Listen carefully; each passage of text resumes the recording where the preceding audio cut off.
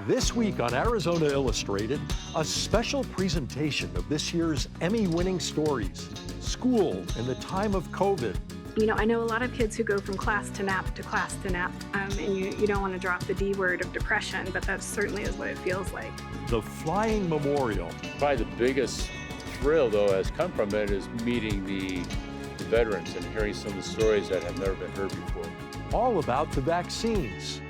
I'm deeply proud of what is actually going to end this pandemic, right? It's science, it's immunology, it's virology, it's vaccinology, and I see it coming, I really do. Hearing Isaiah. When it comes to dealing with those negative emotions and negative thoughts, going into nature helps me get out of that funk in my head. And OSIRIS-REx Touch and Go. Going in, going in. And we have touchdown!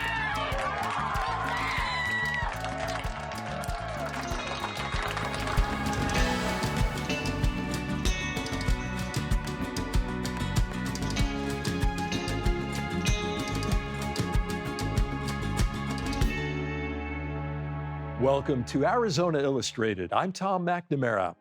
Each year, regional chapters of the National Academy of Television Arts and Sciences recognize and reward excellence in their broadcasting communities with Emmy Awards. This year, Arizona Illustrated was the most nominated series in the Rocky Mountain region, leading the pack with 13 nominations. And from that list, 5 of our stories were awarded the Emmy. In this episode, we'll take a look back at those stories. Now, first up, a pandemic-related story on learning. Basis Charter School at Oro Valley taught a mix of kids, both in the classroom and from home, during the fall of 2020. Our Emmy-winning team, Koichni Simone and John DeSoto, spent some time with a few of the kids and their teachers to hear about what's working and what isn't.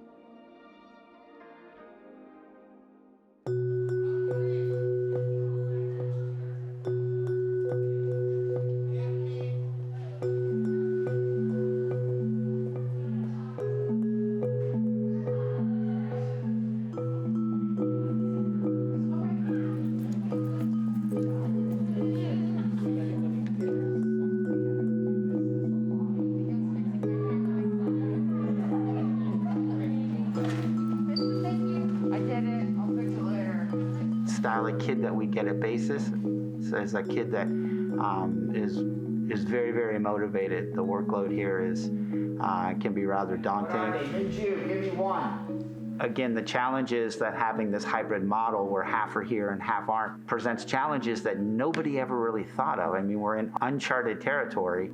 You know, something seems to always go wrong. Hang on a second, Tyler. They come from water. They do indeed. They come from water. As much as we try to deliver the same learning experience to kids at home that are here, it's just, it can't happen in my mind. They're going to be missing something. Yeah. All right. So, Hussein, sorry, can you say again what a num means? A year. A year. Because say a num is Latin for we all have a document, so physically that we can see it projected, and online we can see here that the other members of the class are watching the same slide. Are required to document the lives that they take in their day-to-day lives. I just wish it was integrated better. I can't switch back and forth fast enough to see who online, if their hands are raised, makes it difficult for me to kind of manage who I'm talking to in person with online.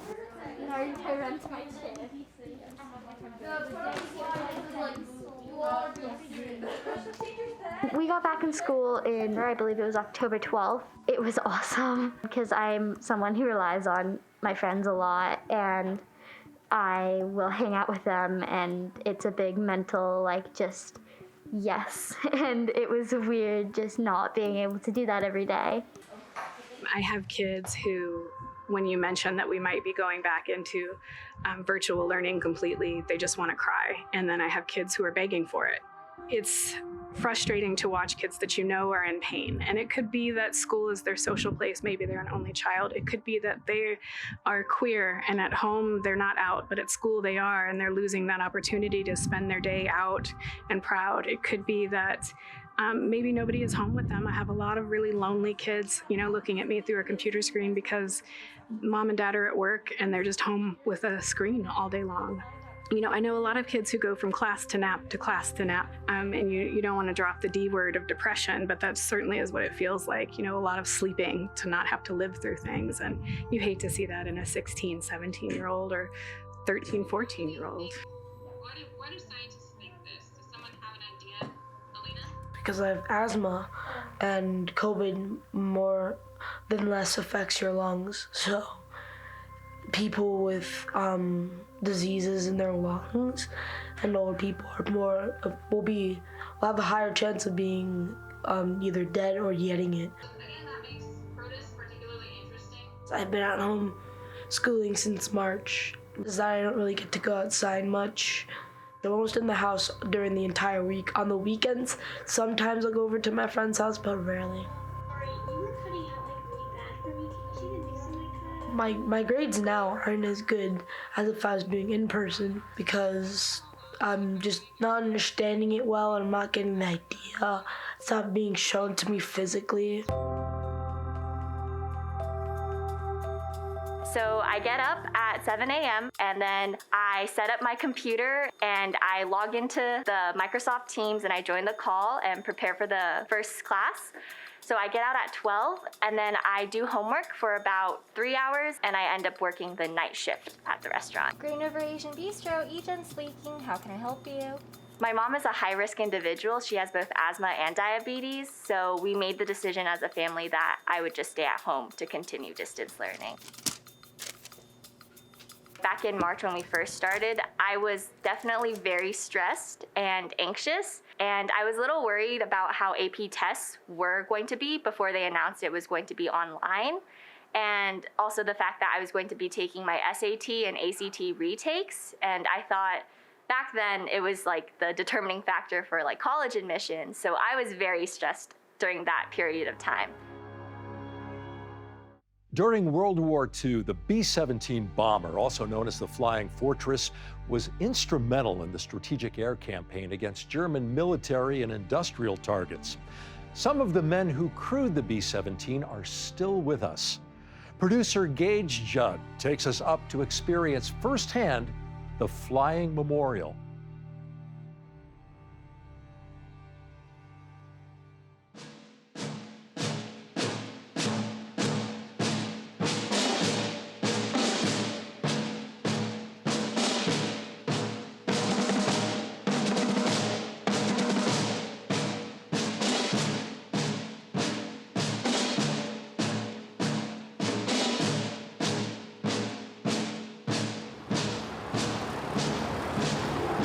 It's an honor to fly this airplane. Just to fly this airplane, it's so rare, and it represents such a courageous generation of people.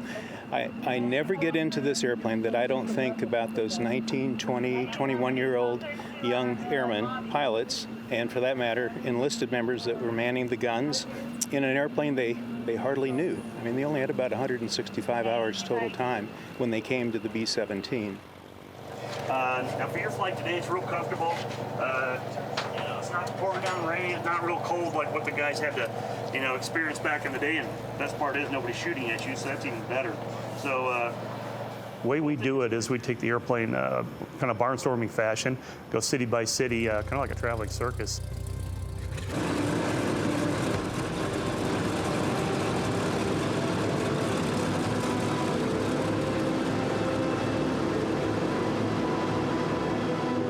Fantastic experience. Being able to see everything and being able to walk around the plane as it's flying you feel like you're walking in their shoes even for a couple of minutes, because you're literally sitting on the same table that somebody else did to drop bombs. You're sitting in the same seats that a navigator would use to pilot his plane back home. Definitely takes you back in time.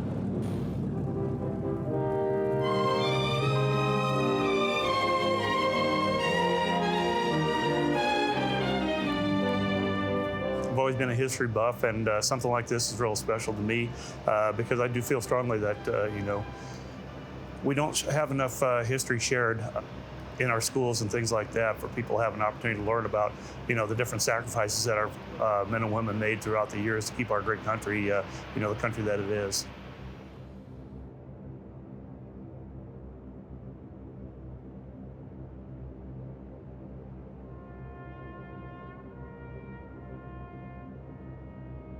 Probably the biggest thrill, though, has come from it is meeting the veterans and hearing some of the stories that have never been heard before. You'll have a veteran coming out here who probably is in a walker of some sort or even a wheelchair. We get him up in the airplane, helping him. But once he gets in the airplane, he becomes a teenager again. They zip through the whole fuselage. They go to whatever station they had, during a combat. They know where all the controls are. They can close their eyes and touch everything. And as you probably saw, moving around inside, you got to bend over. You got to be careful where you are. Hit your head. Stumble on different pieces of machinery on the floor. These guys, they just become a teenager again. So it's magical, really, to see what happens.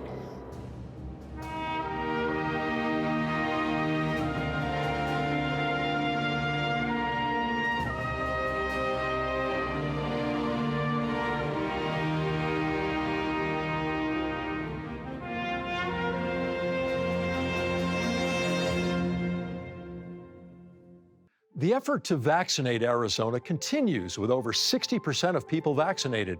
Yet, questions and concerns over the vaccines remain. Deepta Bhattacharya is an associate professor at the University of Arizona's Department of Immunobiology. His lab is a leader in researching the safety, efficacy, and the role the vaccines will play in getting us past the pandemic. Now, we spoke with him months before the vaccine was released in 2020.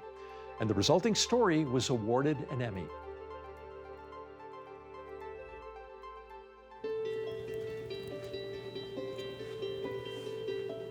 Look, as a scientist, I'm not just sitting back dispassionately advising people to get the vaccines that I wouldn't be willing to get myself. We're all in the middle of this pandemic, and we all want out of it. I have seen all the data, and if there were any concerns, believe me, I would not be taking that vaccine. But after having seen the data, if I could be first in line, I absolutely would. My name is Deepta Bhattacharya. I'm an associate professor in the Department of Immunobiology here at the University of Arizona College of Medicine. My lab has been long interested in understanding antibody responses and immune responses. Now we're transitioning to understanding how those immune responses work after the vaccine. Vaccines are really one of the, if not maybe the most important biomedical breakthrough of mankind. And if you think about the number of lives that it saved, it's really astronomical. I mean, in general, what a vaccine is trying to do is to get your body to start an immune response that is similar to what would happen if you got infected, but without getting you sick. The first ones that we're seeing, and the ones that are extraordinarily effective right now, are called mRNA vaccines. The virus is what's called an RNA virus, so that when it infects your cells, it deposits a bunch of nucleic acids or genome called ribonucleic acids. That's how the virus encodes its proteins, it makes more copies of itself, and then it starts to infect other cells. The mRNA vaccines are basically taking one very tiny part of what the virus would be making anyway, and the most important part for the immune system to recognize and block virus infection. So it's sort of the perfect world because it's mimicking the key important parts of the virus, but it's only one part of it, so you can't make more virus. So it's just focusing that immune response on exactly what you want. So the Pfizer and the Mrna vaccines, I think first off, the one thing that we learned from these trials is that they're extraordinarily efficacious. They reduce the risk of disease by about 95%. Relative to those who hadn't been vaccinated. So that's outstanding. I mean, that's right up there with some of the best vaccines that we have. I think some people are wondering, how is it that we managed to get these vaccines out so quickly, and is it something we need to be worried about? One of the things that really allowed the rapid development of these vaccines was decades of basic research into understanding how coronaviruses work. The clinical trials and the phases are the same as any other vaccine trial. That part hasn't been accelerated really at all, except by the fact that the pandemic is raging. And so we've got a much better chance to see whether the vaccine is working and protecting people or not. So I think that there really isn't much concern at all in terms of how fast these vaccines were developed, because it's not the important parts that were accelerated.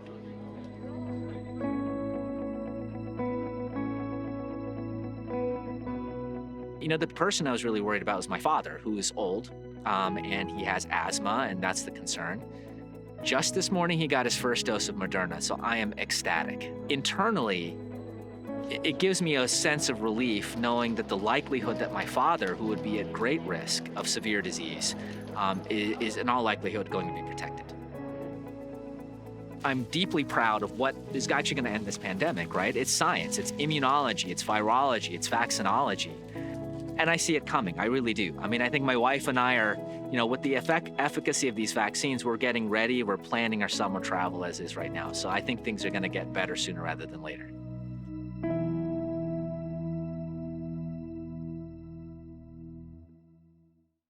With the health of our planet challenged by climate change, novel viruses, and pressure on natural resources, rising environmental leaders will have their hands full when guiding future generations toward a safer, cleaner, and more unified world. As our Emmy-winning Arizona Illustrated team found out, young people like Isaiah Haley are good reason for optimism.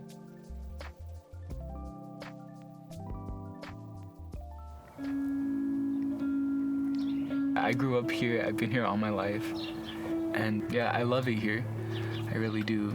It's a unique place, and I don't think anywhere else is quite like it. When I was younger, I had a lot of social anxiety, and going out in public and asking for like an extra napkin or some ketchup or something, it was a really difficult task for me.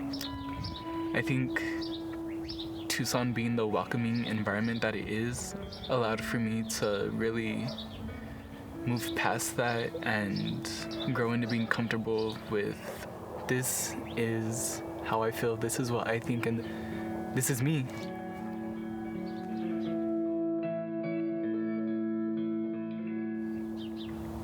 When it comes to dealing with those negative emotions and negative thoughts, going into nature helps me get out of that funk in my head.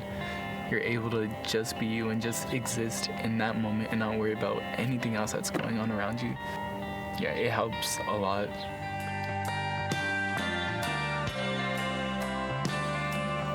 Isaiah came into the Ironwood Tree Experience Urban Field Station, and he walked in with a sense of purpose and conviction about why he should be part of this program. We're getting winded, shorter. We work with youth in our community because they are the future leaders.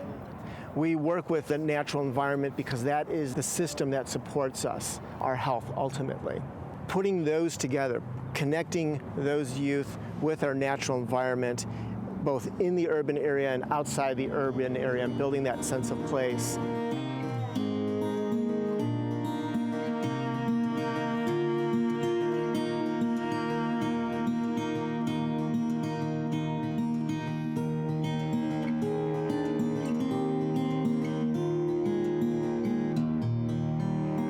Isaiah has been involved with us for 2.5 years, and through that time he's engaged in 3 different internships, and he's part of our Youth Action Corps leadership team.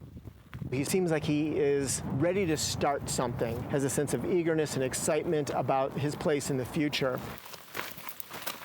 Hiking with my peers, it's really different. There's beauty in everyone's eyes that they're just taking in.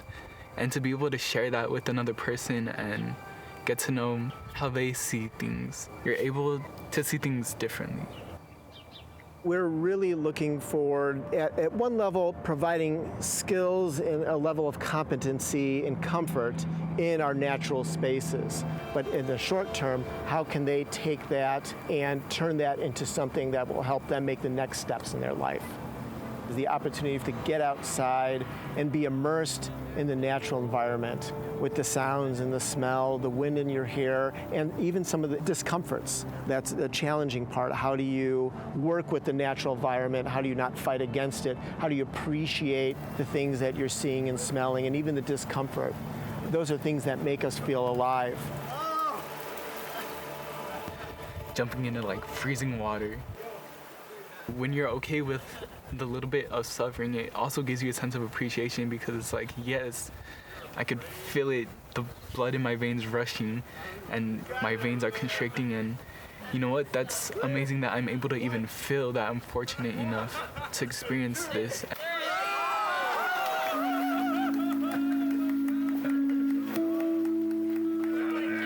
It helps me when I'm dealing with emotional problems that would have me struggling or stopping. Being able to fall back on, you know what, if I was able to jump in this 40-degree water and I could still run out and I'm fine, I could get through this.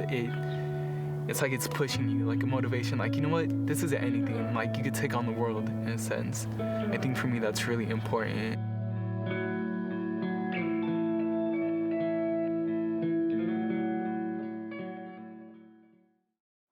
On October 20th, 2020, Southern Arizonans and the world watched as the OSIRIS-REx spacecraft unfurled its robotic arm and briefly touched the asteroid Bennu.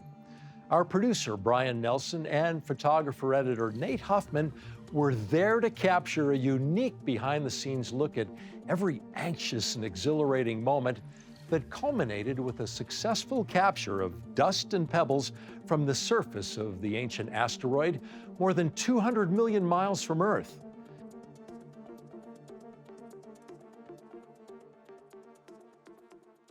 MSA on OREX off. OREX is descending below 25 meters. Okay, we're getting really close. And I want to remind you, it's the 5-meter crossing. Yeah. That's the really critical one. We're only a couple minutes away from that. So the spacecraft has one key decision left to make. It's calculating right now the probability that it's going to come down either on a hazardous area, as we defined on that hazard map, or in a safe area. All my senses are on that call out right now. Yeah. I really want to hear that we are go for tag, so that's just a couple minutes away. So you can see here that this is a pretty daunting terrain that we're coming down here. There's giant boulders all around the Nightingale site, even some large rocks inside the crater that we do not think the spacecraft would survive, at least with the ability to return back to Earth if it made contact. Attitude control system has transitioned to touch and go mode. All right, spacecraft's getting ready to make contact with the asteroid surface here.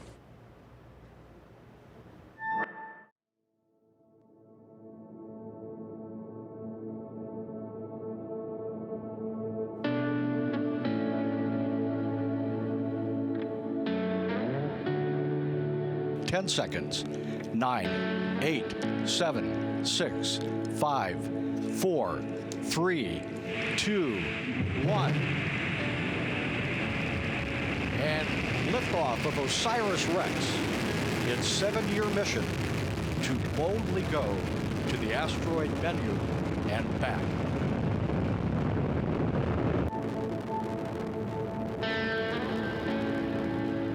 OSIRIS-REx is a NASA mission to send a robotic spacecraft out to a near-Earth asteroid named Bennu, map that asteroid in great detail to select a site on the surface, and send the spacecraft down to collect a sample of material. We're then going to bring that sample back to the Earth to analyze in our laboratories. We're going to an asteroid that dates from the formation of our solar system. Literally the oldest rocks in our planetary system, older than the Earth, and represents the building blocks of our planets. And we're really going after the biggest questions we asked ourselves as a species, precisely, where did we come from? And are we alone in the universe? And just to kind of show you, this is the orbit of OSIRIS-REx. When we were designing the OSIRIS-REx spacecraft, we performed an extensive astronomical campaign to characterize the target. And when we got to Bennu, we actually saw we did a pretty good job. We really did see this interesting spinning top shape that looks like, you know, it's bulging at the equator. But what we didn't get right, and it was a big oops, was it was rough and rugged and rocky. And at first glance, there was nowhere that looked like we could collect a sample from. And so I knew right away we were in for a challenge, that we were gonna have to roll up our sleeves, and we had some work to do in order to figure out how we're gonna get a sample off the surface of this asteroid. Earlier, we departed our orbit around the asteroid, so we're flying over the sunlit side of the asteroid. Once we fire the thrusters for the checkpoint maneuver, we're actually going to start descending down towards the asteroid surface. So this means we're going to be on our way to make contact. OREX MSA on OREX off. Checkpoint burn has completed. Okay, we're heading down towards the asteroid surface at this point. So we've got one more firing of thrusters with the spacecraft to get us lined up for the sample acquisition event. We call that the match point. Once it gets past match point, it's going to be telling us how likely am I to contact a hazard. And we want that to be 0, but it may not be. Especially early on, it could be like, there's a 30% chance I'm going to contact a hazard. So you're kind of trending this hazard calculation all the way down to 5 meters before the surface. It's that final decision on the spacecraft where we know we've committed and this is it. And we're going in to hit the surface and hopefully get that sample. OREX has processed its next message. Position uncertainty is 0.5 meters. Predicted tag lateral offset is 1.7 meters. Hazard probability is 0%. OREX has descended below the 5-meter mark. The hazard map is go for tag. Contact expected in 50 seconds. We're going in. We're going in. And we have touchdown!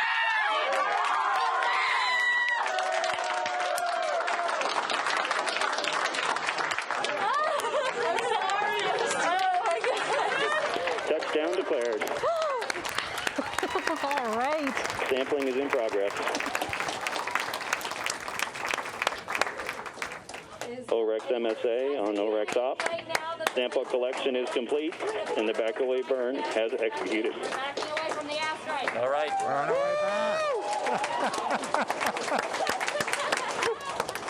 A little overwhelmed right now, Michelle, I have to say. It's been pretty intense several minutes here.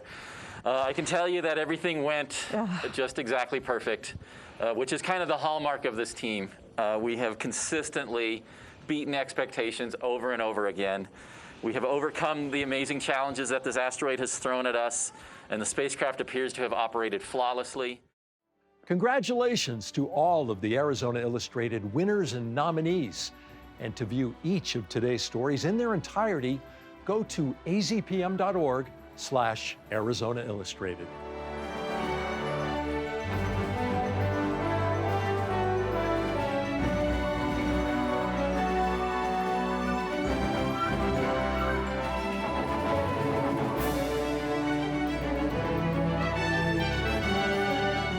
Thank you for joining us here on Arizona Illustrated. I'm Tom McNamara. See you next time.